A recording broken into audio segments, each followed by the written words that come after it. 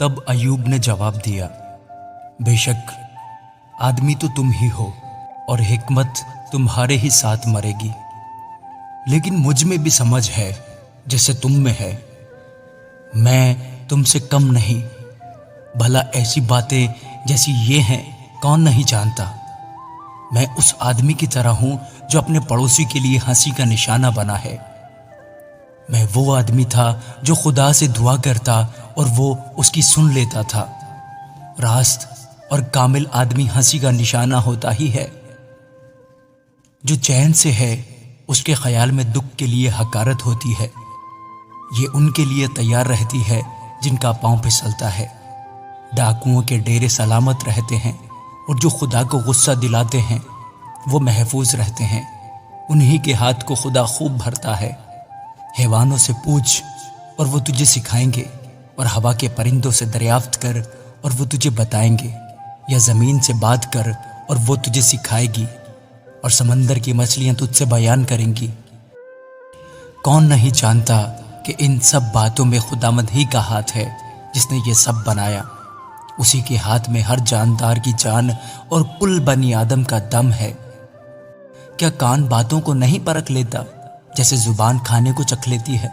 बुड्ढों में समझ होती है और उम्र की दराजी में दानाई। खुदा में समझ और कुव्वत है, उसके पास मसलहत और दानाई है। देखो वो ढा देता है तो फिर बनता नहीं, वो आदमी को बंद कर देता है तो फिर खुलता नहीं। देखो वो मींह को रोक लेता है तो पानी सूख जाता है, फिर जब वो उसे भेजता है तो वो ज़मीन को उलट देता है। उसमें ताकत और तासीर की कुव्वत है।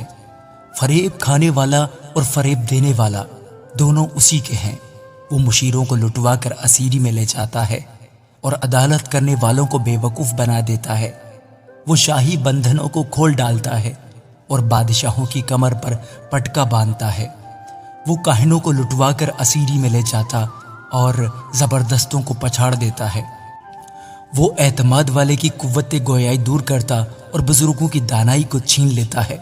वो उमरा पर हकारत बरसाता है और जोरावरों के कमरबंद को खोल डालता है।